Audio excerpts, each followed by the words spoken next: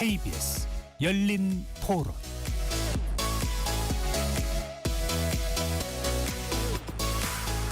안녕하십니까? KBS 열린 토론 배종찬입니다. 미국과 이스라엘의 대이란 공습으로 촉발된 전쟁이 열흘 이상 지속되면서 국제사회의 충격파가 커지고 있습니다. 이란의 결사 항전 속에 중동 전역으로 전쟁이 확산되면서 인명과 재산 피해도 커지고 있습니다. 이런 가운데 미국과 이스라엘의 폭격으로 사망한 이란 최고 지도자 하메네이의 뒤를 이어 차남 모즈타바 하메네이가 최고 지도자 자리에 오르면서 전쟁이 더 복잡한 국면을 맞이하고 있습니다. 장기화 우려가 커지고 있는 이번 전쟁, 전황에 대해 자세히 살펴보고 국제사회와 우리나라에 미칠 영향 전망해 보겠습니다. KBS 열린 토론 지금부터 시작합니다. 치열한 토론 속에서 더 나은 세상을 찾아갑니다. 올바른 세상을 만드는 첫걸음. 평일 저녁 7시 20분 KBS 열린 토론. KBS 열린 토론 함께해 주실 전문가 두 분 소개합니다. 김덕일 고려대 아세안 문제연구소 중동 이슬람센터 연구위원 나오셨습니다. 안녕하세요. 민정훈 국립외교원 미주연구부 교수 자리해 주셨습니다. 예, 안녕하십니까. KBS 열린 토론 문자로 참여하실 분은 샵 9730으로 의견 남겨주실 수 있고요. 단문 50원, 장문은 100원의 정보 이용료가 붙습니다. KBS 1라디오의 모든 프로그램은 유튜브에서도 함께 할 수 있으니까요. 많이 들어와 주시고 구독 꾹 눌러주시고 좋아요도 많이 보내주시면 좋겠습니다. 중동 전역을 뒤흔들고 있는 전쟁이 11일째 이어지고 있는데요. 시민분들은 어떻게 지켜보고 있는지 정수진 리포터의 취재로 먼저 듣고 오겠습니다. 저는 좀 장기전으로 갈 것 같아요. 공격받은 입장에서는 그냥 끝내겠습니까? 모든 물가가 다 오르겠죠. 어차피 수입은 동일한 데 비해서 나가야 할 돈들이 커지기 때문에 있는 사람보다는 서민층이 더 많은 고통의 시간이 길어질 것이라고 생각되네요. 저는 처음에는 빨리 끝날 줄 알았는데 이제 그 이란 쪽에서도 반격을 하고 있잖아요. 골프 국가들도 같이 이제 나서서 이제 하고 있는 입장이다 보니까 수개월은 가지 않을까. 전쟁 터지고 나서 갑자기 주가가 몇십 프로가 빠졌잖아요. 그러고 나서 바로 다음날 다시 회복이 되긴 했지만 그 이후에 다시 또 이제 내려가서 너무 이렇게 오르락내리락 하고 있으니까 투자를 하는 데 있어서 조금 고민이 많습니다. 지금부터 3주 그 정도 될 것 같아요. 트럼프가 얘기하는 거하고 또 현실이 조금 다를 수 있으니까 그래서 지금부터 한 2주 내지 3주 정도는 지나야 되지 않을까 생각합니다. 장기화라고 하면은 한 2달 정도 이상 생각하는데 그러면은 그 유가가 많이 올라서 우리 한국 경제에 아주 타격이 클 것 같아요. 기름을 다 수입해야 되니까 가정도 그렇고 기업체도 생산하는 그런 것들이 비용이 올라가니까 아무래도 영향을 많이 미칠 것 같아요. 예, 원가 상승이고 우리 소비자들은 또 물가 상승이 되니까 과거에 올 쇼크 사태처럼 그래 되지 않을까 싶습니다. 전쟁으로 피해 입는 사람들이 제일 걱정이고 유가도 좀 걱정인 게 무역 같은 것도 또 사실 비행기 화물 이런 유류세도 너무 힘들고 그 관련된 사업까지 직접적으로 피해 입는 분도 있고 뭐 사업적이나 아니면 뭐 자기 일적으로서 피해 보는 사람도 당연히 있을 것이고. 금방 끝나지 않을까요? 장기화 된다면 그냥 3차 대전밖에 없다고 생각해서 그건 안 갔으면 좋겠어요. 이제 사람이 죽어나가는 문제니까 이거 완전히 차원이 다른 문제인 것 같아요. 시민분들의 의견 어떻게 들으셨는지요? 유가에 미치는 영향, 심지어 뭐 3차 대전도 거론하는 시민의 의견도 들을 수 있었는데요. 두 분께 이렇게 먼저 여쭤보겠습니다. 이번 전쟁 세계에 미칠 파장 어떻게 전망을 하고 있는지 경제, 정치, 외교 등 다방면에 영향을 줄 것 같은데 먼저 민 교수님부터요. 예, 뭐 시민 여러분들 의견 주신 거 전적으로 공감하고요. 좀 우려가 많이 되죠. 첫 번째는 경제적 파장이 가장 크지 않을까 생각을 합니다. 에너지 안보 측면에서 이제 그 호르무즈 해협 봉쇄에 따른 원유 공급이 전 세계 차질을 빚고 있기 때문에 그런 부분에서 전쟁이 장기화될수록 우리뿐만 아니라 세계 경제에 악영향을 미칠 것이다. 이 부분에서 이제 에너지 안보 중요성이 다시 한번 강조가 되는 거고요. 두 번째가 힘의 논리가 부각되는 것에 대한 그 두려움이 있습니다. 그러니까 얼마 전 언론에 보도에 나온 것처럼 트럼프 대통령이 전쟁을 또 일으키고 베네수엘라 공습한 지 얼마 안 됐는데 다시 전쟁을 일으키고 21세기 들어서 아무도 예상하지 않았던 전쟁이 재래식 전쟁이 계속 터지고 있잖아요. 네. 그래서 이스라엘 러시아 우크라이나 전쟁, 이스라엘 하마스 전쟁, 이제 베네수엘라 공습, 이번에 이제 그 이란 전쟁까지 해가지고 이제 이 힘의 논리가 부각이 되고 있기 때문에 이 부분에서 이제 지정학적으로 이제 좀 우려가 많이 되는 부분이 있고 그렇기 때문에 우리에게도 큰 교훈을 주는 거죠. 자각력이 얼마나 중요한 것인가. 그리고 외교력이 얼마나 중요한 것인가를 우리가 뼈저리게 느끼게 되는 거고 이와 더불어서 이제 또 역설적이게 어떤 부각받고 있는 K 방산 이 부분에 대해서도 우리가 이제 또 우리 지정학적으로 지경학적으로 어렵지만 뭐 방산이라든지 이런 부분은 또 특수를 맞을 수 있기 때문에 이런 부분에서 참 아이러니한 이런 부분인데 어쨌든 그 경제적 충격, 또 힘의 논리가 부각되는 이런 부분이 이번 전쟁을 통해서 전 세계에 어떻게 보면 각인되거나 교훈을 주지 않을까 생각합니다. 네. 다양한 이해관계, 다양한 영향이 교차되는 상황인데 김동일 박사는 어떻게 보시는지요? 예, 지금 뭐 시민분들이라든가 민 교수님께서 다 말씀하셨는데요. 예, 역시나 에너지 문제 같은 것, 우리나라는 에너지 문제가 너무 높기 때문에 뭐 유가 상승, 그다음에 또 물류비 상승 때문에 또 물가까지 해서 어떻게 보면 이제 고환율, 고유가, 고물가 어떤 삼중고를 겪게 될 것 같아서 상당히 많은 우려가 되고요.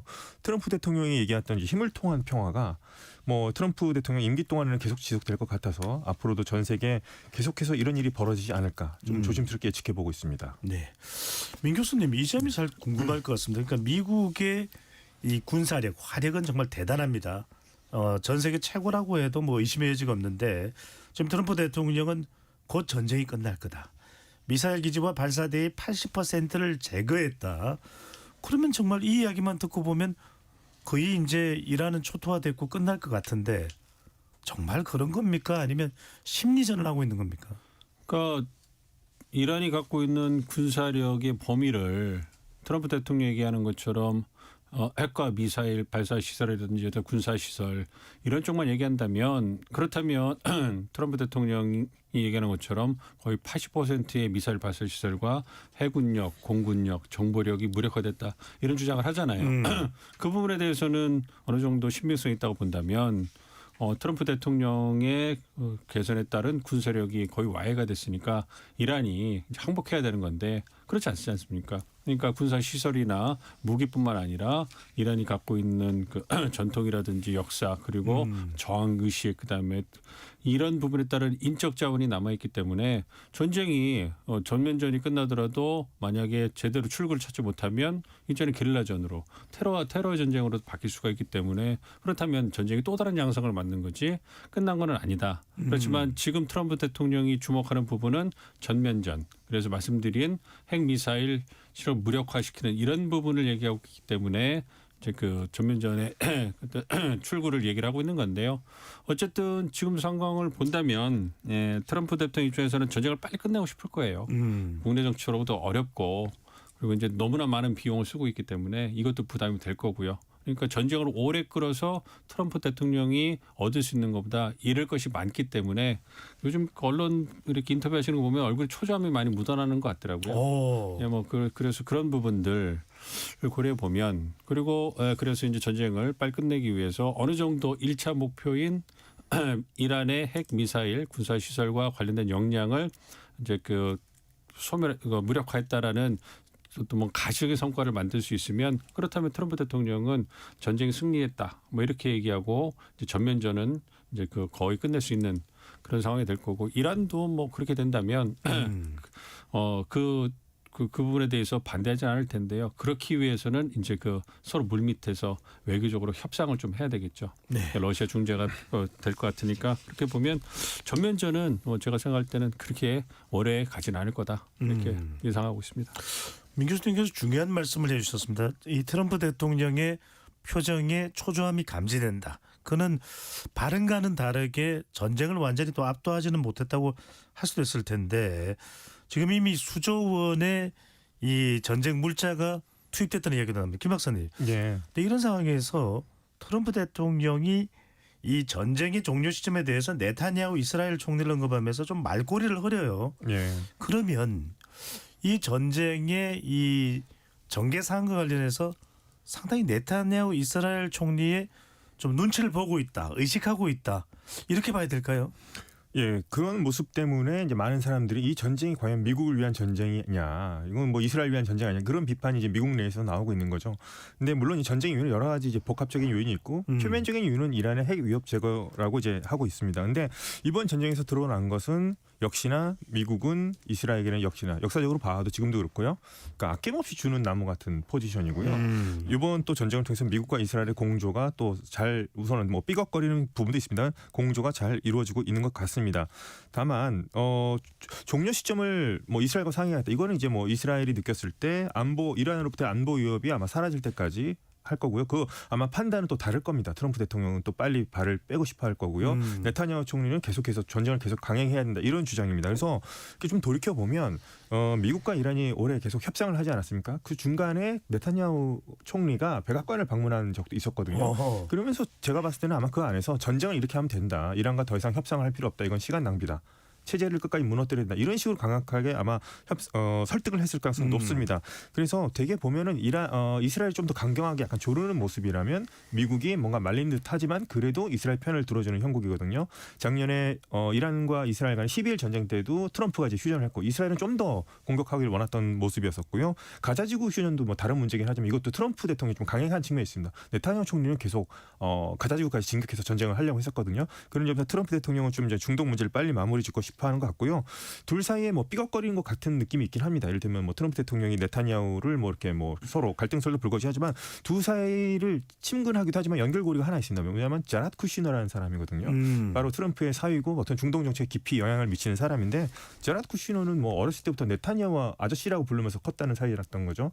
또 네타냐후가 미국에 오면 쿠시너 집에서 자고 가고 했을 정도로 가까운 사이니까 제가 봤을 땐 트럼프와 행정부와 지금 네타냐후 총리 사이에서 오히려 더 미국과 이스라엘 공조가 훨씬 더 강해지는 것 아닌가 그런 느낌을 좀 받고 있습니다. 아니 민 교수님 어떻게 보십니까? 트럼프 대통령은 미국이 더 중요하고 미국민이 더 중요하고 11월 중간 선거가 더 중요합니다.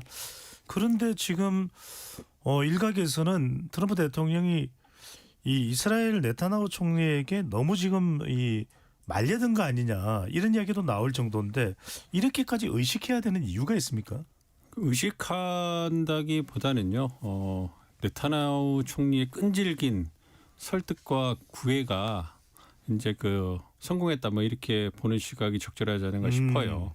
그러니까 김 박사님 말씀해 주신 것처럼 미국과 이스라엘은 전쟁의 목표가 다른 것 같아요. 그러니까 미국의 즉각적인 안보 위협이 되는 거는 이란의 핵이지 미사일이나 뭐 저항의 추나 이런 거는 이스라엘이라든지 영내 국가들한테는 위협이 되지만 미국은 워낙 멀리 떨어져 있기 때문에 즉각적 위협이 아니거든요. 그러니까 미국에게 있어서 진짜로 즉각적 위협이 되는 건 핵 역량이니까 거기다가 장거리 탄도미사일이 있어야 되는 거잖아요. 근데 그거는 지금 이란이 갖고 있지 못하기 때문에 그러면 즉각적 위협이 아니었고 대신에 이스라엘이 요구한 게 핵 역량, 미사일 역량, 그다음에 저항의 축이라고 하는 이란을 도와주는 그런 세력들 헤즈볼라, 그다음에 후티 반군, 이제 하마스 뭐 이런 세력들을 갖다가 완전히 괴멸시켜야 된다 이런 부분이거든요. 그런데 그 부분에서 이제 이란이 핵 역량에 대해서는 협상하고 있으나 미사일이나 뭐 저항축 이런 얘기를 안 하고 협상을 못한다 이런 얘기를 했기 때문에 그런 부분을 본다면 미국과 이스라엘의 전쟁 목표가 다를 수 있잖아요. 근데 이제 트럼프 대통령은 이스라엘과 절충점을 핵 미사일 역량에 있어서 어느 정도 가시 손가락은 나오고 싶은데 이스라엘의 입장에서는 이번처럼 좋은 기회가 어디 있겠습니까? 완전히 이란의 군사적 위협을 와해시킬 좋은 찬스이기 때문에 전쟁을 장기간을 끌고 가면서 이란의 세력을 완전히 와해시키려고 하겠죠. 예. 그것이 자신의 군의 정치적인 기반도 이제 연장할 수 있는 유일한 거의 수단이기 때문에 그렇게 할 건데 문제는 이제 미국과 이스라엘의 이제 불협화음을 어떻게 정리하느냐 이런 부분인데 처음에는 말씀드린 것처럼 네타냐후 총리가 그 끈질기게 설득을 하고 한 번 공격에 하메네이뿐만 아니라 지도부를 폭사시킬 수 있다. 이 부분에 이제 많은 설득을 당하면서 전쟁에 들어간 것 같단 말이에요. 그런데 그 이후에 제대로 미국이 준비가 안 됐으니까 굉장히 좀 끌려다니면서 어려운 공습을 하고 있잖아요. 그 부분에서 트럼프 대통령의 불만이 저는 커지고 있다고 생각합니다. 그렇군요. 그러면 그 부분에 대해서 네타냐후 총리에 대해서 압박을 할 거기 때문에 그 부분에서 네타냐후 총리가 끝까지 저항은 하겠지만 결국은 힘이 더 센 미국의 입장을 받아들일 수밖에 없을 것이고 그게 얼마나 빨리 정리가 되느냐가 어떤 미국이 어떤 전쟁의 승리를 주장하는 전쟁이 끝났다고 주장하는 그런 시점이 되지 않을까 생각하죠. 아니, 민 교수님 말씀하신 대로 미국과 이스라엘 사이의 조율도 중요한데 간단치 않아 보입니다. 이런 상황에서 이란의 반격이 또 심상치가 않습니다. 페르시아라고 하는 과거에 또 영광도 함께 있는 이 국가이기 때문에 지금 또 하나가 누가 지도자가 되느냐가 중요한데 이란의 최고 지도자 지금 폭사한 하메네이 뒤를 위해서 차남인 모즈타바가 선출이 됐네요. 네. 상당히 강경파라고 하는데 이렇게 되면은 더 전황이 이 치열해지게 되는 거 아닌가요, 김 박사님? 예, 맞습니다. 그 아버지 하메네이보다 훨씬 더 이제 강경파라고 했었고요. 또 혁명수비대와 상당히 돈독한 관계에 있습니다. 그래서 이번 선출 절차를 보면은 조금 제가 봤을 때는 원래 전문가 회의라는 곳에서는 이슬람 율법학자들이 모여서 어떻게 보면 학문적 어떤 뭐 평판이라든가 정통성 이런 것들을 좀 감안하고 뭐 정치적 행정적 능력도 좀 감안해서 최고 지도자를 선발해야 되는데 제가 봤을 때 이 사람은 어떤 정부 직책을 맡은 적은 없습니다. 뭐 실세로서 활용했지만 그래서 저는 아마도 혁명수비대가 미는 후보가 모즈타바였고 상당히 정치적 입김이 크게 작용한 거 아닌가 이런 걸 보게 됩니다. 그래서 상당히 시대가 많이 바뀌었다는 걸 느끼는 게요. 이게 1979년도에 호메이라고 하는 일대 최고 지도자가 있을 때 혁명수비대를 만든 거죠. 체제를 지키고 나한테 충성하라고 만든 조직인데 이게 시대가 바뀌면서 오히려 혁명수비대가 옹립하는 사람이 최고 지도자를 결정하는 시대가 된 것 아닌가. 그래서 어떻게 보면 종교적 정당성 이런 것보다는 정치적 입김에 의해서 어떻게 보면 무력을 가진 집단에 의해서 상당 부분 입김이 작용하는 거 아니냐 이렇게 볼 수 있겠고요. 역시나 또 모즈타바 자체가 강경파이기 때문에 또 더군다나 가족들도 죽었고 아버지도 지금 죽은 상태입니다. 그렇기 때문에 지금 상태에서는 미국과 화해를 하기는 상당히 힘들어 보입니다. 잔 인간으로 봤을 때도 그런 점에서 더 강경하게 나올 것 같기도 합니다. 그리고 미국과 이스라엘이 극렬히 반대하고 있는데 미국은 조금 더 그래도 유연한 태도를 보였습니다. 뭐였냐면 이스라엘은 계속해서 체제 붕괴를 요구하는데 미국은 그 얘기를 했었죠. 체제는 인정하겠다. 종교 지도자가 누구 나와도 인정하겠다. 다만 뭐 트럼프 대통령 자신이 바라는 지도자면은 뭐 용인하겠답니다. 물론 한 나라 국가가 다른 나라 국가 지도자를 뭐 승인하려 하는 상당히 우스운이긴 해요. 그런데 지금 나온 걸 봤을 때는 그래서 베네수엘라 모델을 좀 생각하는 것 같았습니다. 체제를 붕괴시키지 않되 지도자만 마음에 들면 인정해줘. 그런데 지금 베네수엘라로 따지면 이란에서 지금 니콜라스 마두로가 다시 나온 겁니다. 그래서 제가 봤을 때는 지금 모즈타바도 강경파고 트럼프도 이 지도자를 뭐 용인할 수 없다. 마음에 들지 않는다. 이런 얘기까지 하고 있거든요. 그래서 당분간은 강대강 대결 구도로 갈 가능성이 좀 상당히 높아 보여서 좀 저도 우려하고 있습니다. 아니 미 교수님 근데 지금 이스라엘에서 나오는 반응은 분석한 바로는 사망한 하메네이보다도 더 강경파다 이런 이야기도 나오거든요. 근데 지금 라자리니 이 지도자 경쟁을 했던 라자리니도 충성맹세를 하고 있고 혁명수비대도 충성맹세를 하고 있고 트럼프 대통령 상당히 불쾌한 그런 또 반응이 역력한데 제거를 시도할 수 있습니까? 뭐 제거를 하는 시나리오를 완전히 배제할 수는 없죠. 그 트럼프 대통령이 상당한 반감을 드러내고 있고 실제로 제거 가능성을 얘기했기 때문에 그 부분 완전히 배제할 수는 없습니다만 지금까지의 정황이라든지 상황을 저희가 종합해 봤을 때 하메네이 그 아버지 지도자에 의해서 아들 지도자까지 참수 작전을 하기 위해서 이란에 공습을 한다. 이거는 미국이 상당히 좀 부담을 가질 수밖에 없는 부분이 되는 거죠. 그러니까 첫 번째 그 지도자 폭사 같은 부분은 그 부분이 이탈리아의 정보력에 이스라엘의 정보력에 의존한 부분도 있고요. 어쨌든 성공을 하면서 이제 그 성과를 얻었지만 그렇지만 또 미국이 그 이후에 이제 그 전면적인 그 공습에 들어가게 되면서 상당한 국내적으로 논란이 빚어졌잖아요. 그래서 어쨌든 성과는 있는 건데 만약에 두 번째로 모즈타파를 갖다가 폭사시키기 위해서 이란과 전쟁을 했을 때 과연 어떠한 실리를 얻을 수 있을 것이냐 이 부분이 굉장히 불분명해요. 그러니까 그 이미 국내 정치적으로 이란과의 전쟁에 대해서 반대하는 여론이 굉장히 비등하고 특히 마가 세력에서도 그 여론이 비등한 상황에서 다시 지도자 한 명을 죽이기 위해서 군사력을 동원한다. 그것이 갖고 올 중동 지역에서의 정세 불안과 미국의 입지 약화 이런 걸 고려했을 때 과연 유용한 선택일까? 이 부분에 대해서는 굉장히 좀 부정적이기 때문에 트럼프 대통령이 그거를 시행으로 옮기기는 좀 어렵지 않을까 생각을 하고 있죠. 바로 이 대목입니다. 민 교수님 말씀하신 여론이 별로 좋지 않다라는 것. 김 박사님, 미국이 이 이란 공습에 군사작전하기 전에 일주일 전에 국가정보위원회 내셔널 인텔리전스 커미티 이 보고서에 의하면 미국의 대규모 공격에도 이란 정권이 붕괴할 가능성이 낮다. 이런 결론이 내려졌다고 하거든요. 그러면 시뮬레이션을 돌려봤을 텐데 그러면 공격을 해도 붕괴할 가능성이 높지 않다면 좀 무리한 공격 아니었냐 이런 지적이 나올 수도 있겠네요. 우선 트럼프 대통령 최종 목표가 뭔지가 조금 계속 바뀌는 것 같습니다. 처음에는 이제 정권 교체, 그러니까 체제 교체까지도 얘기했다가 또 체제 내에 뭐 친미 지도자는 용인할 수 있다 해서 그 최종 목표가 뭔지는 한 번 더 계속 두고 봐야 될 것 같은데요.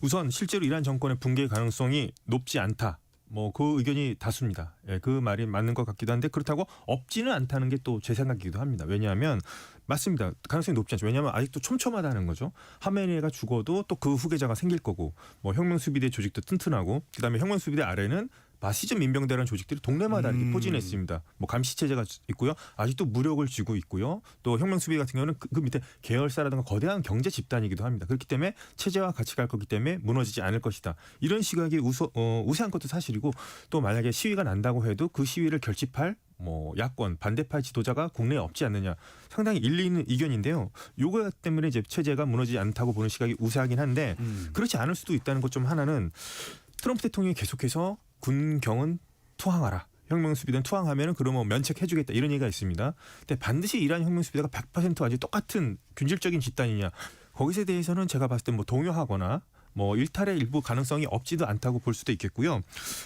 제가 봤을 때 그러니까 이런 독재 정권들의 특징이 뭐냐면 겉으로는 마지막 순간까지 상당히 견고해 보이죠. 근데 우리가 이제 게임 중에 젠가라는 게임이 있지 않습니까? 네. 뭘 하나를 빼게 되면 갑자기 어느 순간 우르르 무너지는 경우도 있거든요. 나무막대처럼 이렇게 쌓아서 그것을 위태하게 뽑아내는 그 게임을 말하는 거죠. 예, 그 순간이 과연 올 것인가? 그럴 수도 있을 것 같고요. 그다음에 트럼프 대통령도 지금 계속 이란 국민과 이 신정체제를 구분해서 얘기를 하는데 이란 국민들도 신정체제와 이 전쟁을 좀 구분해서 본다는 점이 있겠습니다. 국가를. 왜냐하면 이를테면 네덜란드에서 가만이라고 하는 이제 여론조사 기관이 있습니다. 이게 네덜란드에는 있지만 그 이란 내에 들어가서 비밀리에 이제 그 여론조사를 하거든요. VPN이라는 것을 뭐 몇만 명 단위로 조사를 합니다. 그래서 뭐 신빙성이 떨어진다, 뭐 보정이 잘못다, 뭐 이런 얘기도 하지만 그것을 통해서라도 그래도 어느 정도 이제 의견을 볼 수가 있겠는데요. 이미 작년 이란과 이스라엘 전쟁 12일 전쟁이 있었죠. 그때부터 많은 이란 국민들이 이 전쟁은 우리와 미국과 이스라엘의 전쟁이 아니라 이란 신정체제와 이스라엘 전쟁이라 선을 걷다는 보고 여론이 많이 나왔었거든요. 그렇다면 이번 전쟁은 지금은 지난 1월 달에 엄청나게 피를 흘리면서 많은 국민들이 죽었고 반정부 시위에 참여를 했단 말입니다. 그래서 아마 트럼프도 그것을 보고서 이란 국민과 신정체를 구분하는 발언을 했던 것으로 보여지고요. 그래서 앞으로 현재까지 뭐 시위가 재점화되기는 좀 힘들어 보이긴 합니다. 좀 워낙에 지금 뭐 강경하게 진압을 하고 있지만 그런데 어느 순간이 저는 올 수도 있다고 보거든요. 혁명수비가 동요하는 순간이 올 수도 있다면 시위가 재점화될 가능성도 아주 없지는 않다. 뭐 확률은 낮지만 아주 없지는 않고 그럴 경우에는 어떤 일이 벌어질지는 또 모른다. 그런 점도 한번 그런 시나리오도 있다는 점을 한번 소개시켜드리고 싶습니다. 이란 내부의 신정체제에 대한 반발도 있기는 할 텐데 지금 미국 여론이 중요합니다. 민 교수님. 계속해서 나오는 거는 이 전쟁에 대해서 반대한다는 여론이 높다. 또 지지율도 지금 트럼프 대통령이 워낙 낮고요. 또 미네소타주에서 발발했던 이 불법 이민자와 관련된 부분도 여론이 석연치 않습니다. 지금 사망자도 있고 또 관세 장벽도 연방 대법원에서 또 위법이다 이렇게 선고를 내렸거든요. 트럼프 대통령이 이런 것들을 좀 탈피하고자 하는 마음도 있을 것 같은데 미국에서 지금 이란 전쟁을 벌이는 트럼프 대통령에 대한 시선은 어떻습니까? 얼마 전에 그 CNN에서 실시한 여론조사 결과를 보면 전쟁에 반대하는 여론이 더 높죠. 한 60%가 전쟁에 반대한다. 찬성하는 여론은 30%도 안 됐던 것 같아요. 그만큼 부정적인 여론이 크죠. 그러니까 미국 국민들은 여전히 어포더빌리티라고 하는 높은 물가 때문에 어떤 물건을 구입하는 그런 게 굉장히 어려운 그런 상황인데 물가를 잡으라고 트럼프 대통령을 더 재선을 시켜줬는데 물가는 안 잡고 어떤 그 미국의 막대한 국부를 이제 또 중동에다 쏟아붓는 거 아니냐 이런 비난이 굉장히 커지고 있는 거죠. 그리고 명분도 약하고 얼마 전에 그 여자 초등학교의 어떤 오폭으로 인해서 수많은 어린아이들이 희생되고 이런 부분에서 미국 국민들이 갖고 갖고 있는 자긍심이라든지 또 현실을 외면한 것 같은 그런 정책 결정에 대해서 긍정적으로 보기가 어렵잖아요. 그러니까 그런 부분이 상당히 트럼프 대통령을 압박하는 요인이 되고 이와 더불어서 미국 경제가 좀 어려운 부분, 그다음에 유가가 흔들리고 미국 경제 불확실성이 커지고 다른 나라보다는 좀 낫습니다만 그런 부분이 있으니까 아무래도 트럼프 대통령이 중시하는 주가라든지 국채 금리라든지 이런 부분이 흔들릴 수 있단 말이에요. 그렇게 되면 아무래도 전쟁을 빨리 끝내고 발을 빼야 되는, 어쨌든 이번 전쟁을 통해 가지고 트럼프 대통령이 앱스타인 파일이라든지 말씀하신 이민, 그 강경 이민 진압에 따른 어떤 희생이라든지 물가 상승이라든지 이런 부분에 대해서 뭔가 좀 단기간적으로 어떤 그 여론을 희석시킬 수 있는 계기는 마련했지만 이게 단기간에 또 쭉 빠져야지만 그걸 상쇄하고서 이제 다시 원래 국내 정치로 돌아가고 중간 선거를 대비할 수 있는데 이 부분이 좀 삐걱거리고 있으니까 트럼프 대통령으로서는 상당히 좀 사면초가 몰리는 거 아닌가. 그렇기 때문에 조만간 결단을 내리지 않을까 이런 생각도 합니다. 트럼프 대통령은 이번 전쟁으로 인해서 자꾸만 꼬여가는 그런 또 상황이 벌어지고 있습니다. 그런데 이란도 크게 다르지는 않습니다. 요즘 이제 이란의 폐쇄시켜야 한 대통령이 발언이 계속 좀 늘어나고 있더라고요. 근데 인근 걸프국에는 인근 주변 중동 국가들에 대해서는 공격을 사과하면서 중단을 했는데 다시 또 걸프 주변 국가들에 대한 공습이 시작됐다 이런 보도가 들어와요. 그러면 이게 중동 상황 자체가 확산될 텐데 왜 그러는 겁니까? 여기서 일단 첫 번째로 알 수 있는 것은 역시나 이란의 대통령은 힘이 없다는 걸 볼 수가 있습니다. 우선 왜냐하면 군 통수권 자체도 원래는 최고 지도자한테 있어요. 정규군이 됐든 혁명수비 됐든 최고 지도자한테 있는데요. 근데 이걸 발언했던 시점은 3인 임시 대행 체제였기 때문에 3인이긴 하지만 페제시키안 대통령에게 그래도 군 통수권이 어느 정도 있었는데 이것을 어떻게 보면 군부를 비롯한 강경파들이 엄청나게 반발을 했다는 얘기가 있습니다. 이것에 대해서도 뭐 다르게 해석하는 분도 있습니다. 페제시키안 대통령은 외교와 협상 쪽을 담당하고 강경파 쪽은 계속 결상전하면서 뭐 투트랙 전략으로 가는 거 아닌가 그렇게 보는 시각도 있는데 제가 봤을 때는 뭔가 지금 명령체계에 일단 혼선이 있는 건 분명하고요. 아직까지는 뭐 강경파들이 훨씬 더 강한 입김을 내고 있다고 저는 그 신호라고 볼 수 있겠고요. 그다음에 걸프국에 대한 공습도 하고 주변 국가 척을 지는 그런 모습을 보이는데 이것도 역시나 두 가지 얘기가 있습니다. 이번에 이란이 엄청나게 작년에 당한 이후로 엄청나게 준비를 해왔고 그렇기 때문에 엄청나게 강경하고 효과적인 지금 공격을 하는 거다. 공포감을 주면서 이렇게 하는 거라고 보는 시각도 있고요. 또 다른 시각은 뭐냐면 이게 지휘체계 혼선으로 보는 시각도 있습니다. 뭐냐면 이란은 워낙에 뭐 혁명수비대 총사령관이라든가 이런 사람이 수시로 암살을 많이 당합니다. 뭐 해외작전 사령관 이렇기 때문에 그것에 대비해서 각 지방에 있는 사령관들에게 많은 권한을 위임했습니다. 혁명수비대 사령관들에게. 그래서 이런 것들이 어떻게 보면 위에 최고 명령권자가 살해되더라도 그 밑에서는 알아서 재량을 발휘해서 공격과 수비를 담당하도록 하는 건데 이게 이제 장단점이 있다는 거죠. 그러니까 최고 명령권자가 없어져도 자신들이 활동할 수 있다는 그런 장점도 있지만 예를 들어서 폭주하는 사령관이 있을 경우에는 이게 어떤 방향으로 나갈지 중앙에서 통제가 안 될 수도 있다는 점입니다. 그래서 그 두 가지 측면으로 볼 수 있는 거예요. 그래서 뭐 정말 체계적으로 조직적으로 준비를 잘해서 걸프 국가들을 공격을 잘한다고 보는 시각도 있는 반면에 어떻게 보면 이거 중앙에서 통제권이 벗어나서 지방 일부 사령관들이 좀 너무나 좀 강경하게 대처하는 거 아닌가 두 가지 시각. 그래서 이런 교리를 이제 모자이크 교리라고 합니다. 지방 사령관들에게 권한을 많이 몰아주는 그런 것들. 그래서 장단점이 분명히 존재하고요. 그래서 이렇게 주변 국가 척을 지는 것 물론 공포심을 심어주고 빨리 어떤 반전 여론을 일으켜서 미국으로 공격을 이제 그만하게 하라는 압박으로 작용할 수 있는데 이게 지금 제가 봤을 때 또 이란을 걸프 국가들로 하여금 적으로 만들게 하는 그런 역효과도 있거든요. 바레든이든 김 박사님 이제 미군 시설 바레인이든 쿠웨이트든 미군이 주둔하고 있는 곳에 공격을 가하는 것은 뭐 그럴 수도 있다고 볼 수도 있는데 바로 마시는 물입니다. 생명과 연관되는 담수 시설. 그러니까 워낙 이제 사막 국가들이니까 물이 부족할 수밖에 없기 때문에 바닷물을 끌어다 이것을 마실 수 있는 물로 정화시키는 시설. 담수 시설에다 공격을 했다는 이야기가 나와요. 이렇게 되면 주변 국가들의 같은 이슬람인들인데 상당히 여론이 악화되지 않나요? 그렇죠. 이거는 군사시설이 아니라 실제 국민들의 어떤 생존과 관련된 거 아니겠습니까? 물 먹는 시설을 공격했다는 점에 대해서는 제가 봤을 때는 조금 나아간 거가 너무나 좀 심하게 나아간 것 아닌가, 좀 무차별적인 공격으로 좀 나아가는 이런 생각도 들고 반대로 뭐 이스라엘도 뭐 유류 저장고 테헤란에 유류 저장고를 폭격하기도 했죠. 물론 그 시설이 뭐 혁명 시대에 연관된 기름 뭐 시설이라고도 하지만 그 역효과가 상당했지 않습니까? 비가 내리는데 뭐 기름이 섞인 비가 떨어지고 산성비가 내려지고 네. 뭐 공기가 안 좋아 이런 역효과도 있었거든요. 그래서 지금 양측 간에 뭔가 하여튼 군사 시설만 뭐 그렇게 뭐 정확하게 할 수는 없겠지만 뭔가 지금 민간인을 뭔가 뭔가 볼모로 삼아서 서로 간에 좀 공격을 가하는 방향으로 가는 것 같아서는 상당히 저는 좀 우려하고 있습니다. 이런 식으로 확전되는 것은 상당히 바람직하지 않은 방향이라고 저는 생각하고 있습니다. 예. 자, 이럴 때 중요한 게 민 교수님, 전쟁 좀 빨리 끝내고 싶어하는 트럼프 대통령의 속내도 있고 이란의 페제스키안 대통령은 실권이 있든 없든 물밑 협상을 한다라고 약간 좀 운을 띄우기도 했습니다. 그런데 카타르도 이전의 경우를 보면은 카타르 오만 같은 국가들이 중재 역할을 했고 지금 중국도 중동 특사를 보냈다고 하는데 제3국의 중재가 통할까요? 가능할까요?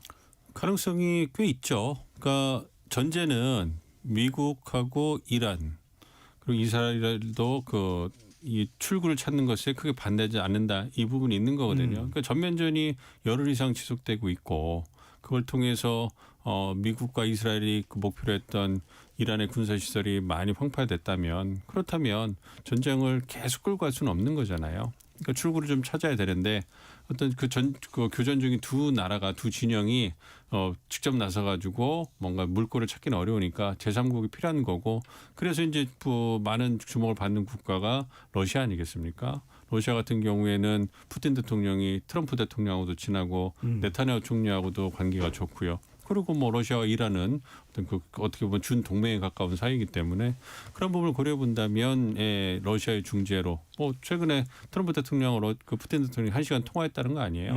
그래서 푸틴 대통령이 뭐 전쟁을 끄는 방안이라든지 중재 역할에 대해서 어떤 두 지도자 간의 얘기를 많이 했다고 하니까 그 부분이 상당히 작동할 수 있지 않을까 생각하죠. 또 이란에 많은 영향을 미치는 중국도 중재 역할을 어느 정도 하려는 의지가 있기 때문에 이런 부분이 미국과 이란으로 하여금 출구를 찾게 하는 그러한 어떻게 보면 명분을 만들어주는 거거든요.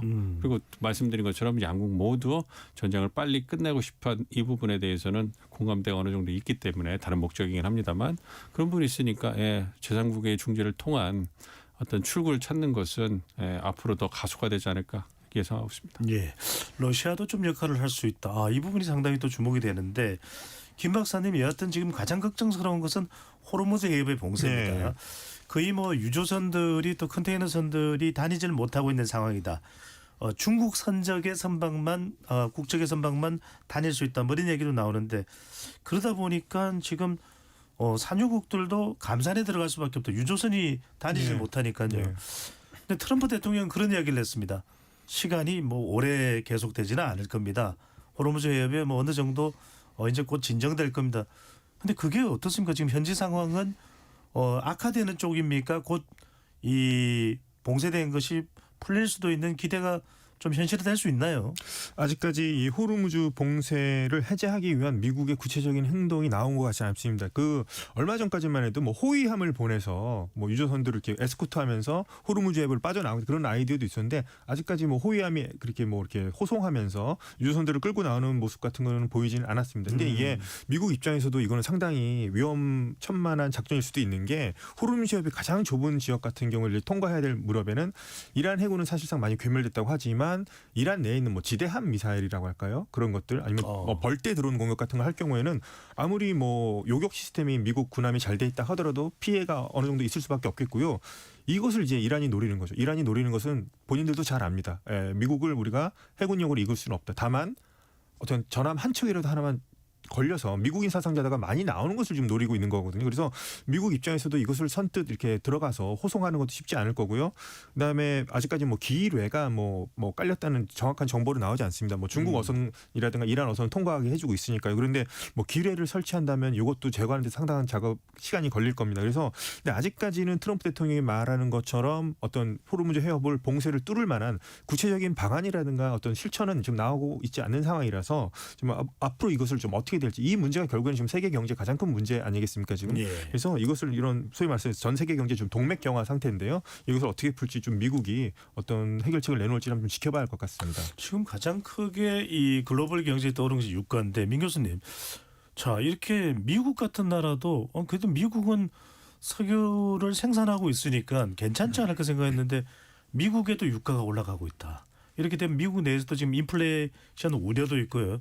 이렇게 유가가 올라가는 경우 미국을 분석해 보실 때 기름값이 올라갔을 때 그 해에 있는 중간 선거 대통령의 지지율이나 국정 운영에 영향을 줄 수 있는 선거에는 어떤 영향을 미친다고 봐야 될까요? 그러니까 선거에 중간 선거든 대통령 선거든 특히 중간 선거 같은 경우는 의회 지도자를 뽑고 지방 정부 지도자를 뽑는 선거잖아요. 그러니까 민생 경제 또 실생활에 그 관련된 이슈가 어떻게 보면 대선보다는 더 영향을 미칠 수가 있습니다. 그렇기 때문에 이번 11월 중간 선거 특히 말씀드린 것처럼 어포더빌리티라고 그래서 물가를 어떻게 잡느냐 이 부분이 몇 년 동안 미국 어떤 선거에서 가장 중요한 화두였는데 지금 이게 이제 다시 또 더 불거지는 거 아니겠습니까? 전쟁을 일어나 가지고 특히 유가가 상승하면서 유가가 상승한다는 것은 다른 필수품의 어떤 그 상승을 불가피하게 끌어올릴 수밖에 없기 때문에 그런 부분에서 우려가 되는 거죠. 그래서 트럼프 대통령이 얼마 전에 신년 국정연설에서 아이오와주 같은 데는 갤런당 1.89까지 떨어졌다. 그래서 바이든 대통령이 못했던 걸 자기가 1년 만에 해냈다. 그리고 자화자찬했거든요. 예. 그리고 대부분의 주에서 갤런 한 4리터 정도 됩니다. 4리터에 2불 초반이었다. 이렇게 얘기하면서 그 성과를 홍보했는데 지금 거의 4불, 5불 막 이렇게 올랐다는 거 아닙니까? 그 상대적으로 피해가 적은 미국이 그렇기 때문에 산유국이라서 그런 부분에서 트럼프 대통령이 고민이 커질 거고 아직은 11월 중간 선거까지는 시간이 있으니까 좀 트럼프 대통령이 전쟁을 빨리 끝내면 이 유가 상승이 갖고 올 선거의 영향이 제한적일 수 있습니다. 그런데 시간이 지나면서 한 여름까지 여파가 계속된다면 그렇다면 공화당 후보들의 중간 선거 성적표는 처참할 수밖에 없다 이렇게 생각하죠.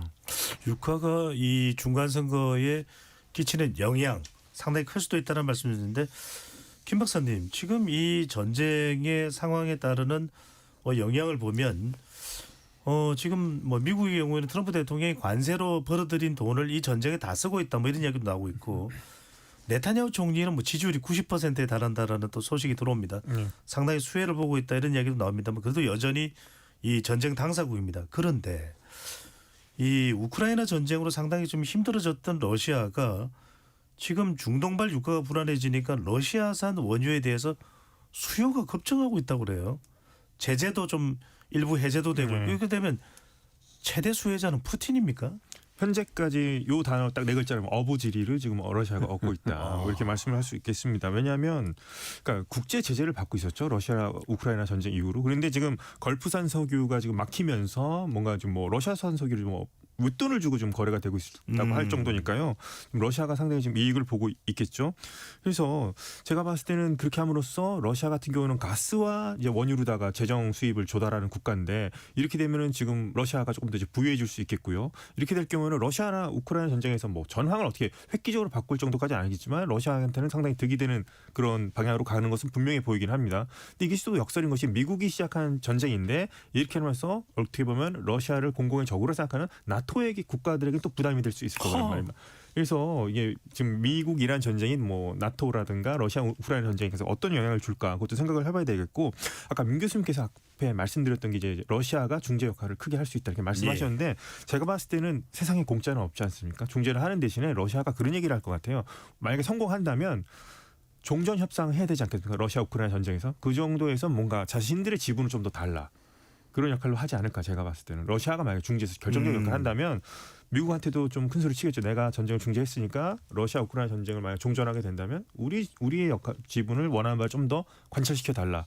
이런 명분이 생길 것 같기도 합니다. 그래서 현재까지 오늘까지 봤을 때 가장 큰 승자는 의외로 좀 러시아다. 좀 그렇게 보고 있습니다. 아니 민 교수님 이게 어떻게 받아들여야 됩니까?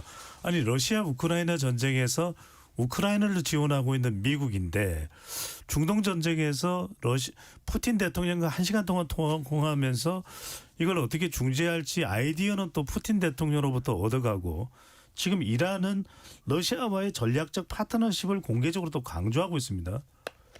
이건 어떤 관계라고 봐야 됩니까? 그러니까 러시아 역할을 두 가지로 보면 좀 더 분명해질 것 같아요. 첫 번째 이란의 조력자 역할로 본다면 제한적 역할이 분명히 보이죠. 네. 그러니까 러시아 우크라이나 전쟁 때문에 러시아가 이란을 더 도와주고 싶어도 미국과의 관계 때문에 정보 제공 이 정도에서 멈추고 무기 제공도 은밀하게 소량으로밖에 할 수가 없는 거죠.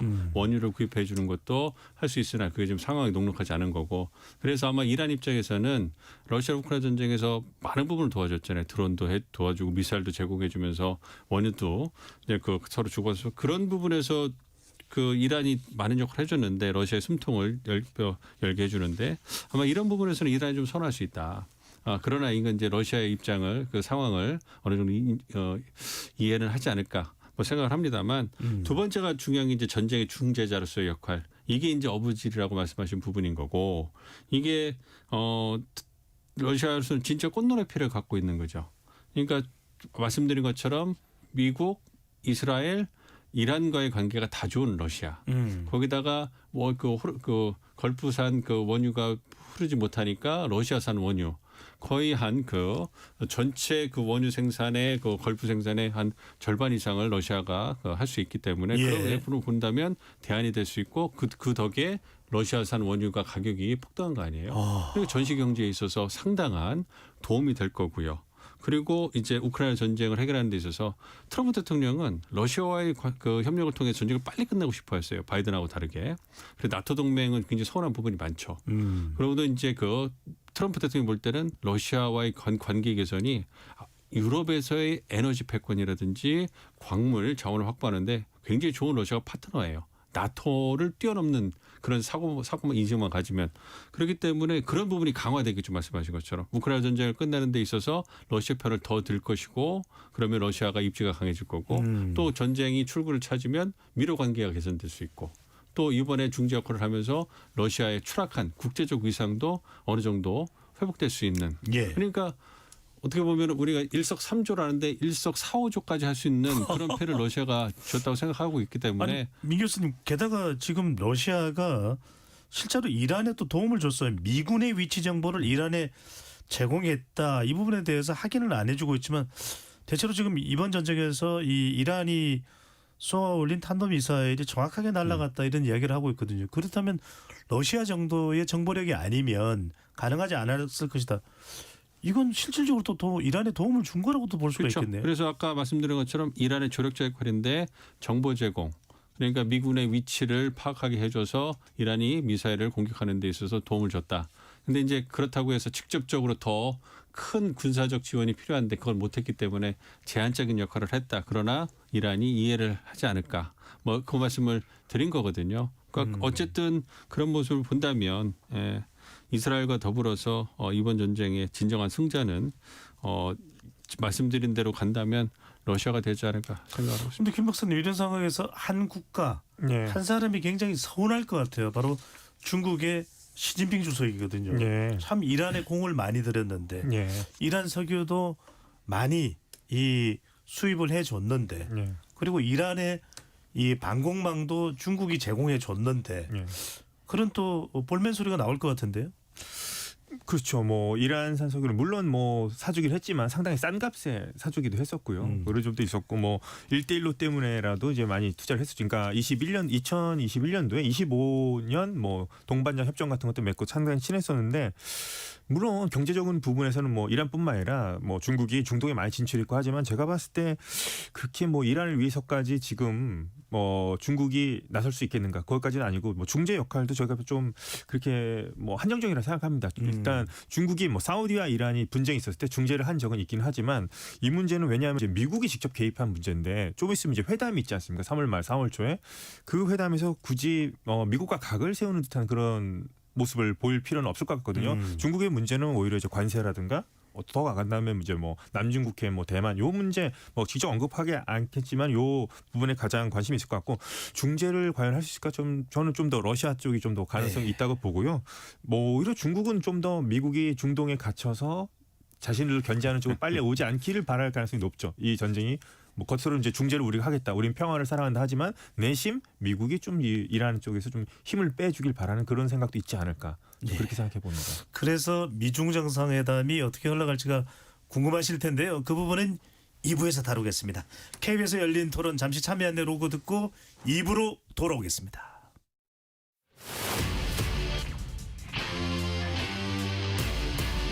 토론에 정답은 없습니다. 토론이 세상을 바꿀 수도 없습니다. 하지만 질문은 새로운 세상을 만들 수 있습니다. 질문으로 올바른 세상을 만드는 첫걸음 KBS 열린 토론.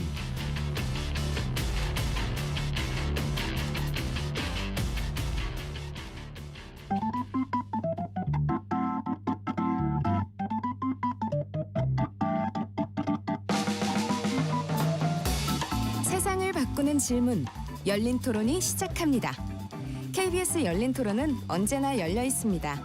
단문 50원, 장문 100원의 유료 문자 샵 9730 그리고 KBS 어플리케이션 콩으로 여러분의 의견을 남겨주세요.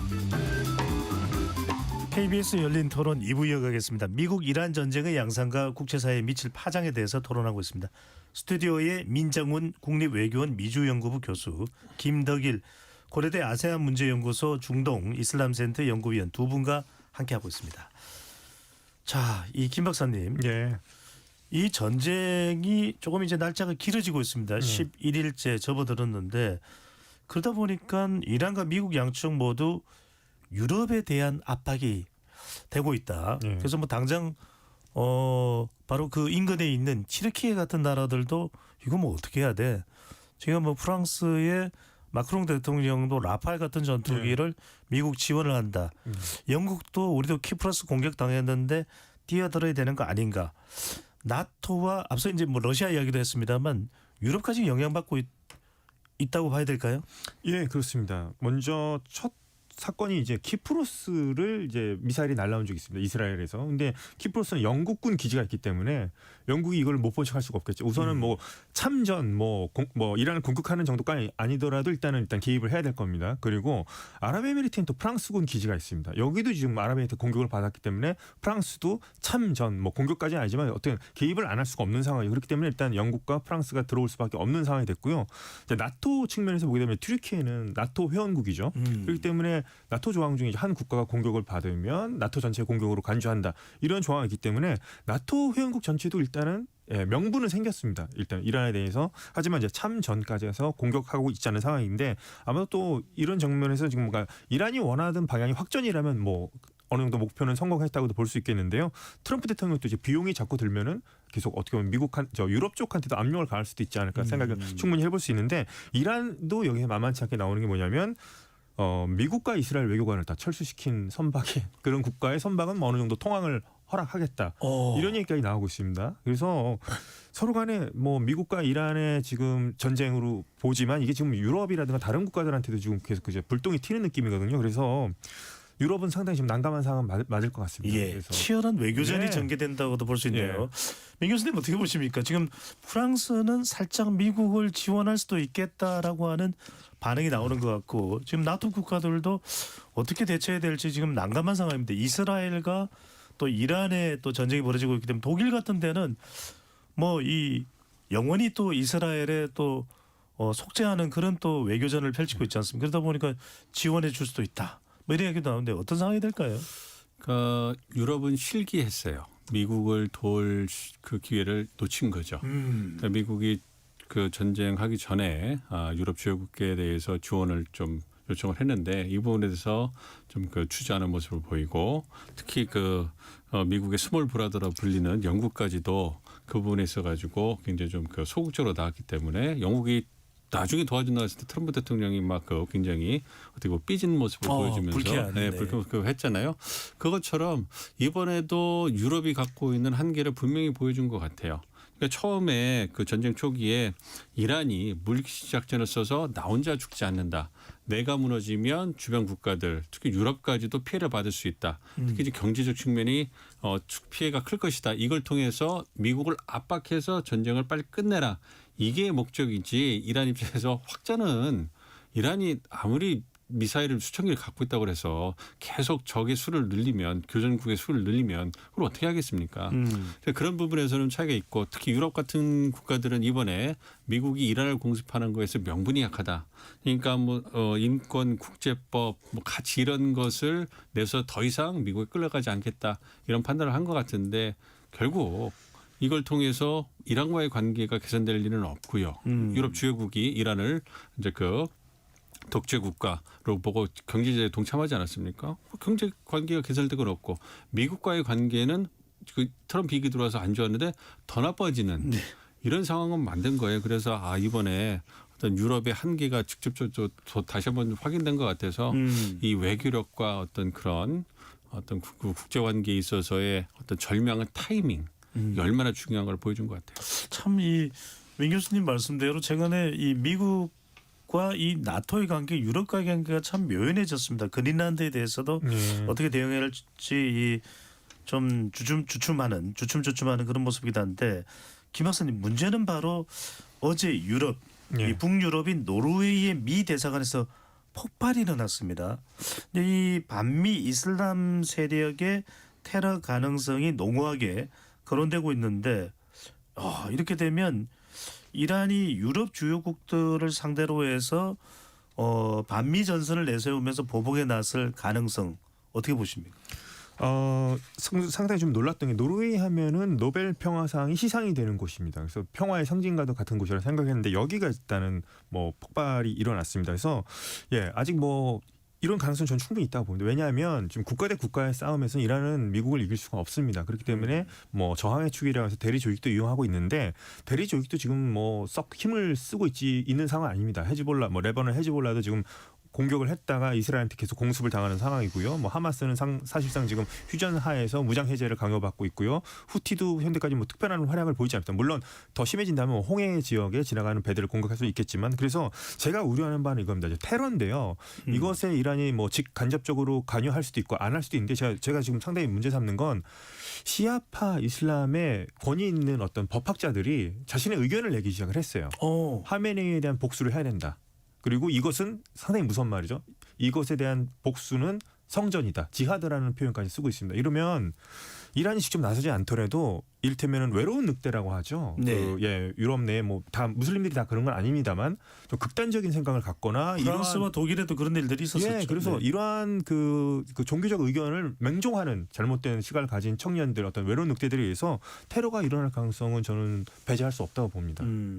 그 부분이 굉장히 중요한 것 같아요. 노르웨이가 미국과 이스라엘 전쟁에 직접적으로 피해를 받을 국가는 아니잖아요.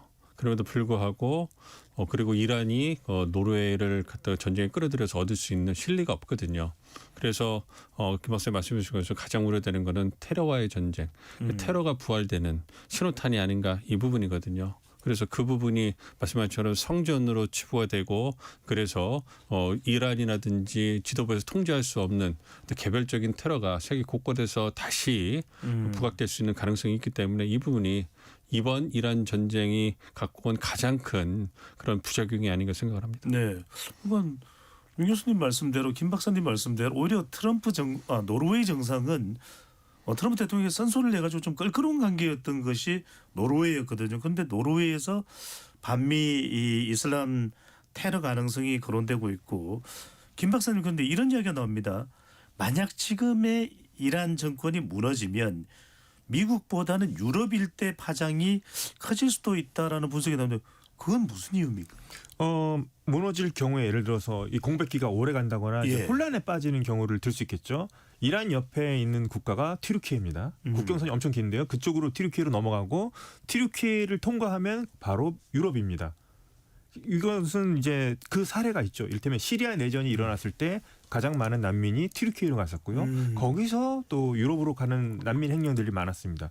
그래서 유럽 안에 이제 시리아 난민들이 꽤 많았죠. 그래서 만약에 난민 문제를 지금 말씀하신다고 볼 수 있겠죠. 그래서 이제 혼란이 일어날 경우에 난민이 발생할 수 있고 난민은 튀르키예를 통할 수 있고 튀르키예로 들어가면 유럽으로 바로 가는 길이 열리게 됐거든요. 그럴 경우는 이들 난민을 뭐 수용하지 않겠다 할 수도 없을 겁니다. 그럴 경우에는 제가 봤을 땐 뭐 지금 이미 유럽 같은 경우에는 뭐 시리아 난민 문제를 한번 겪은 적이 있는데 이란 난민이 발생한다. 시리아 난민이 시리아보다 훨씬 더 인구가 많거든요. 거의 이란은. 1억 가까이 육박하죠. 그렇죠. 네. 그럴 경우가 된다면 훨씬 더 심각한 문제가 생기지 않을까. 난민 문제. 저는 그것을 한번 좀 우려하고 있습니다. 지금. 네. 그 난민 문제 그리고 저희가 좀 얘기했던 테러 문제. 이란이 무너지게 되면 그 어떤 외로운 늑대라든지 성전을 벌이는 그런 세력들이 우후죽순처럼 일어날 텐데 아무래도 이란을 중심으로 해서 유럽 국가들로 많이 퍼져나갈 거 아닙니까? 그럼 그러한 피해가 볼 거고 또 하나가 이제 걱정되는 게 중동 지역에서의 힘의 공백. 이란이 무너졌을 때 그 힘의 공백을 누가 메꿀 것이냐. 이 부분을 고려해 봤을 때 상당히 혼란스러울 수밖에 없는 거죠. 중동이 한동안. 그러면 그러한 그 혼란스러움이 인접 그 지역인 유럽에 영향을 미친 것은 자명해 보이지 않습니까? 네. 그러니까 지정학적으로 지경학적으로 유럽이 난민 테러뿐만 아니라 힘의 공격이 갖고 오는 그러한 파장에서 자유로울 수가 없기 때문에 미국은 멀리 떨어져 있잖아요. 그렇기 때문에 유럽이 더 파장이 커질 것 같은데 말씀드린 것처럼 유럽이 이러한 파장에도 불구하고 힘의 한계를 바탕으로 하고 미국과의 관계가 경색됐다고 해서 못 들어가고 있잖아요. 예. 그래서 실기했던 부분이 과연 유럽에게 어떠한 부메랑으로 올지 그것도 우리가 좀 지켜봐야 될 것 같습니다. 실리적으로는 유럽이 이 이란과 가깝기 때문에 더 영향을 받을 수밖에 없다. 민 교수님, 중국 이야기 안 할 수가 없습니다. 트럼프 대통령이 3월 말 4월 초 베이징 방문이 계획돼 있는데 일단 중국에서 나온 반응은 하메네이 차남인 모즈타바 하메네이를 인정을 했어요. 중국이 인정했습니다. 그러면서 또 사우디에 가서 중재 외교에 나서겠다. 인정은 하면서도 미국과 이란 사이에 우리가 좀 나서겠다. 이게 무슨 의미라고 봐야 될까요? 첫 번째는 중국이 가장 그 국제사회에서 내세우고 있는 그러한 원칙을 갖다가 강조하는 부분이죠. 내정 간섭은 절대로 되지 않는다. 그러니까 중국 같은 경우에는 대만도 있을 뿐만 아니라 위구르라든지 신疆이라든지 약속 그 다민족 국가잖아요. 만약에 그런 부분에서 미국이 인권이나 뭐 자유 이런 내서 민주를 내서서 약소국 그다음에 소수민족들을 탄압한다. 이런 걸 하고 또 대만 문제에 개입하는 것을 내정 간섭이라고 해가지고 굉장히 반발하고 강하게 어떤 저항하는 모습을 보여주잖아요. 예. 그렇기 때문에 이란의 새로운 지도자가 이란 국민들에 의해서 시스템에 의해서 이란 국민이나 이란의 시스템에 의해서 선출이 됐으면 그거는 인정을 해줘야 된다는 부분. 그런 부분이 있는 거고요. 두 번째는 미중 관계. 그러니까 중국이 미국과의 관계에 있어서는 상대적으로 열세에 있기 때문에 미국이 직접적으로 전쟁을 수행하고 있는 이 이란 전쟁에 대해서는 중국이 신중할 수밖에 없는 거죠.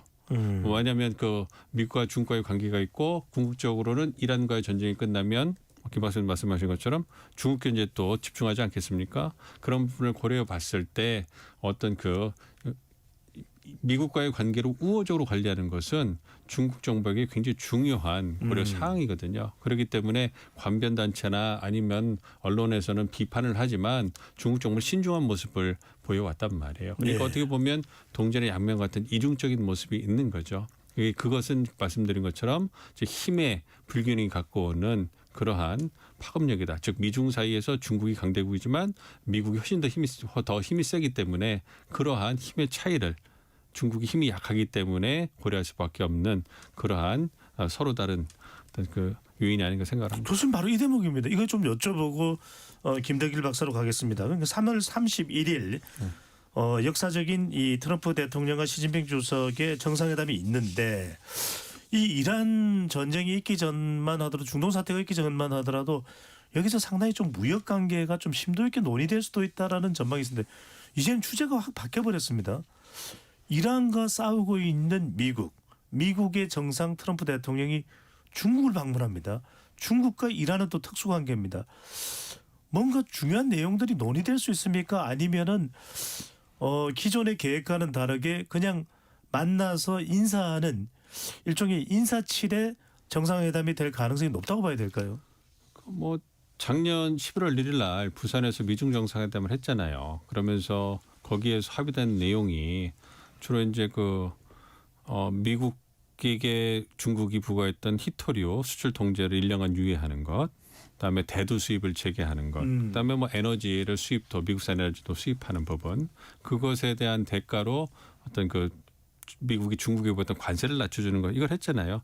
이 부분에서 명문화되는 정도가 이번 3월 말 4월 초에 있을 미중 정상회담의 주요 의제가 되지 않을까 생각을 해요. 예. 미국도 그렇고 중국도 그렇고 이번 정상회담을 통해서 뭔가 가시적인 성과가 필요합니다. 그래서 그리고 양자 정상회담이기 때문에 미중 간의 관계에 집중하면서 불협합이 날 수 있거나 껄끄러운 부분은 최소화할 가능성이 큽니다. 왜냐하면 미국 입장에서 트럼프 대통령은 이란 전쟁을 하면서 국내 정치가 어렵다고 말씀드렸잖아요. 그러니까 뭔가 그걸 희석시킬 수 있는 성과가 필요하단 말이에요. 그러니까 천안문에 서서 베이징의 중심에 서서 내가 이만큼 얻었습니다라는 것을 미국 국민들에 보여줄 가시적인 무언가가 필요한 거고 중국 입장에서도 이제는 미국과 대등한 파트너로서 미국 정상을 불러다가 자신들이 원하는 것을 양자 관계에서 어느 정도 성취를 얻었다. 뭐 대만 문제에 대한 그 중국 입장을 확인을 하고 특히 그 관세 협상에서 보다 더 나은 조건을 받는 부분 이런 부분에 집중을 할 거고 그 이번에 중국 정부가 이란 문제에 대해서는 미국을 거론하지 않으면서 지역의 평화, 안정 이런 얘기만 하잖아요. 그러니까 이번에 뭐 만나도 그 정도가 되지 않을까 싶기 때문에 이란 문제는 미국과 중국 모두 건드리기는 껄끄러운 존재다, 의제다. 그렇기 때문에 약간만 건드리고 원론적으로 하고 양자 관계에 집중할 가능성이 높다 이렇게 보고 있습니다. 이렇게 많은 전 세계적 관심을 보고 있지만 정작 트럼프 대통령과 시진핑 주석이 만나서는 중동 이야기를 안 할 것이다. 김덕기 박사님, 그래서 지금 상황이 좀 묘합니다. 전쟁 초기만 해도 중국이 날을 세웠습니다. 국제법 위반이다. 미국과 이스라엘을 비판했는데 지금은 협상을 통한 사태 해결을 강조하고 있거든요. 네. 미중 정상회담을 앞둔 중국이 좀 눈치 보게 들어갔다 이렇게 봐야 될까요? 네, 저는 그런 측면이 있다고 봅니다. 굳이 지금 이란 때문에, 그러니까 미국은 이스라엘을 위해서라면 어떻게 일전을 불사하는 그런 국가긴 하지만 중국이 굳이 이란 때문에 미국과 지금 이렇게 중요한 의제들을 앞두고 나서 굳이 얼굴을 붉힐 필요는 없다고 생각을 하거든요. 이란이 그만큼 중요하긴 하지만 그래서 제가 봤을 때는 중국 정부는 굳이 이란 문제를 꺼내서 미국과 얼굴을 맞대는 회담에서 굳이 얼굴을 붉힐 필요가 없을 것 같고요. 제가 봤을 때는 그냥 원론적인 얘기만을 이제 하면서 미국을 자극하지 않는 선에서 자신들에게 중요한 주제, 아까 말씀드렸던 뭐 관세 문제라든가 여러 뭐 대만 그런 문제를 저는 논할 거라고 좀 생각합니다. 예. 민 교수님, 또 하나 지금 민감한 뉴스가 하나 들어와 있는 것이 아마도 지금 이 동선을 분석한 보도를 보면 주한 미군이 보유하고 있는 패트리어트 그리고 사드를 좀 재배치한 것 같습니다. 그래서 지금 이재명 대통령도 전력 변화가 있는데 그렇다고 해서 북한에 대한 억지력이 문제가 되는 건 아니다라고 이야기를 하고 있습니다만 분명히 또 이 한국과 일본의 이건 이제 주한 미군의 얘기긴 합니다만 일본의 자위대와 우리 한국군에 대해서 군사 지원을 요청할 뭐 이제 직접적인 전투명은 아니겠습니다만 그럴 가능성은 없을까요? 전제 조건이 하나 있습니다. 미국이 대규모의 지상군을 파견한다면 그렇다면 이제 과거 이라크 전쟁처럼 한국에게도 어떤 군사적 지원을 요청할 수가 있겠죠. 그런데 지금 전쟁이 진행되는 상황을 보면 지상군을 미국이 파견할 가능성은 매우 희박해 보이고요. 트럼프 대통령 입장에서는 전쟁을 빨리 마무리하고 싶을 겁니다. 그렇지만 주한미군의 어떤 그 방공포대가 넘어간 거는 작년 그 10일 전쟁 때도 이제 그 2개의 포대가 그 중동으로 갔다는 보도가 있지 않습니까? 그만큼 방어용 그 무기가 부족하다는 얘기예요. 공격용 무기가 아니라 그러니까 사드나 패트리엇 이 부분은 다 방어용 무기 아니겠습니까? 그 부분이 부족한 부분에서 이제 그 전 세계 주둔 미군으로부터 그런 미군을 방어할 수 있는 무기가 필요한 것으로 넘어간 거라고 보고 있고요. 어쨌든 우리 입장에서는 이재명 대통령께서 말씀하신 것처럼 대북 방어를 위해서는 우리가 압도적인 재래식 전력을 갖고 있습니다. 그래서 미군의 방공부대 일부가 중동으로 배치가 됐다 하더라도 대북 방어에 있어서 빈틈은 하나도 없을 것이고요. 그 부분을 이제 그 국민들의 불안이 있을까 봐 선제적으로 말씀을 하신 거라고 생각을 하고 있고요. 그러니까 그런 부분에서 이제 미국이 어떤 이러한 모습을 보여주는 거는 우리에게도 있어서 자주 국방이 얼마나 필요하고 중요한 것인가를 어떤 대통령이 직접 나서가지고 다시 한번 강조한 그런 부분이 있는데 그 전제는 우리의 대비 태세에 있어서는 빈틈이 없는 것이다. 이게 확실하기 때문에 나와서 얘기를 했다 이렇게 보고 있습니다. 민 교수님, 이건 또 우리 시청자분들이나 또 유튜브 시청자분들이나 청취자분들도 많이 궁금해할 건데 우리가 국제정치 교과서를 보면 전선을 확대하는 것은 참 좋은 게 아니거든요. 그런데 지금 트럼프 대통령 러시아 우크라이나 전쟁 또 베네수엘라 여기에다가 지금 중동전까지 뛰어들었습니다. 일각에서는 지금 쿠바 이야기도 나오고 있고 북한 이야기도 나오는 것 아닌가? 여기에 또 대만 이야기도 또 뭐 건드리는 거 아니냐? 전선을 더 확대할 가능성, 북한까지 넓힐 가능성 있습니까? 그 북한은 넓힐 가능성이 희박하다고 보고 있죠. 그러니까 트럼프 대통령도 깜짝깜짝 놀랄 거예요. 자신이 이렇게 전쟁을 많이 수행하는 대통령이 될 거라고 생각 못했을 겁니다. 일기 때의 행보라든지 피스메이커를 강조하는 분이잖아요. 근데 피스메이킹을 하기 위해서 전쟁을 빨리 끝나야 된다. 그 명분을 갖고 우크라이나 전쟁도 지속하고 있고 이스라엘 하마스 전쟁은 트럼프 대통령 입장에서는 당혹스러웠을 거예요. 그러나 미국 이외에는 이스라엘을 도와서 전쟁을 해결할 수 없으니까 불가피하게 들어갔던 부분이 있는 거고 이번에 그 이란 전쟁 같은 경우에는 네타냐후 총리의 입김이 세게 작동하면서 이 중동에서 트럼프 대통령 입장에서는 우호적인 세력 균형을 이번에 확실하게 만들 수 있겠다라는 그런 계산에 쓴 것이 아닌가 좀 생각을 하고 있습니다만 벅찰 거예요. 알겠습니다. 그러니까 북한은 그리고 한국이 절대적으로 어떤 그 북한의 어떤 그 체제 변화나 이런 거를 원하지 않고 있고 이스라엘하고 다르잖아요. 그리고 북한을 건드렸을 때 중국과 러시아의 움직임이 심상치 않을 거기 때문에 미국 입장에서는 계륵 같은 존재가 아닌가 생각합니다. 알겠습니다. 두 분께 이제 마무리해야 되는 게 1분씩 시간을 좀 드리겠습니다. 지금 모건 스탠리에서 호르무즈의 봉쇄가 장기화되면 유가가 130달러까지 배럴당 올라갈 수도 있다는 얘기였는데 우리도 지금 주로 유가에 대한 대처를 하고 있습니다만 김 박사님 보시기에 우리 정부가 대처해야 될 외교 군사적인 또 종합적으로 이 중동 사태 어떻게 대응을 해야 될까요? 우선 저는 좀 민생 문제 같은 게 제일 가장 걱정되고요. 특히나 이제 우리 뭐 농가분들 얘기도 나오고 또 중소기업분들이 가장 많은 어려움을 겪을 겁니다. 고환율, 고유가, 또 고물가 시대이기 때문에요. 이런 부분에 대해서 좀 정부가 이런 것들은 잘 뭐 대책을 지금 잘 내세우고 있다고 보고 있고요. 더 가능하다면 좀 이것은 좀 지금 민관이 같이 협력하는 그런 뭐랄까요, 태스크포스 같은 팀을 만들어서 한다면 좀 더 효율적으로 될 수 있을 것 같고요. 우선은 뭐 한미 동맹을 계속 이제 강조하는 그 틀 안에서 우리의 어떤 뭐 비용을 최소화하는 방안으로 어떤 뭐 이번 전쟁이 확전되지 않길 바라면서 뭐 그 안에서 우리가 할 수 있는 부분은 또 하면서 또 하는 부분에서는 우리가 이만큼 지분을 했다는 그런 걸 좀 강조할 필요가 있겠죠. 예. 알겠습니다. 민 교수님 짧게 지금 우리가 대응해야 될 것은 무엇인지 말씀해 주신다면요. 경제는 에너지 안보 측면에서 말씀해 주신 것처럼 이재명 정부가 적극적으로 민생에 끼치는 영향을 최소화하기 위해서 적절하게 대응하고 있다고 생각하고요. 그 부분에서 보다 선제적으로 적극적으로 나가기를 기대를 하고 있고요. 외교 안보 측면에서 보면 냉정한 얘기긴 합니다만 우리에게 직접적인 지정학적인 영향이 있는 전쟁은 아니에요. 그렇기 때문에 이 부분에 신중하게 우리가 상황을 지켜보면서 어느 한편을 지지할 필요가 없다고 생각합니다. 필요하다면 인도적 지원이라든지 말씀해 주신 한미 관계 관리, 그동안 한이란 관계, 한이스라엘 관계를 중립적인 입장에서 관리하는 입장. 뭐 한미 동맹 같은 경우에는 미국이 요청했을 때보다 적극적으로 나설 수 있겠습니다만 우리가 직접적으로 군사적 지원을 할 이유는 없기 때문에 그러한 부분에 신중한 대응을 하는 게 중요하다 보고 있습니다. 알겠습니다. KBS 열린 토론 이것으로 모두 마무리하겠습니다. 오늘 함께해 주신 김덕일 고려대 아세안문제연구소 중동 이슬람센터 연구위원, 민정훈 국립외교원 미주연구부 교수 두 분 말씀 고맙습니다. 예, 감사합니다. 지금까지 KBS 열린 토론 배종찬이었습니다.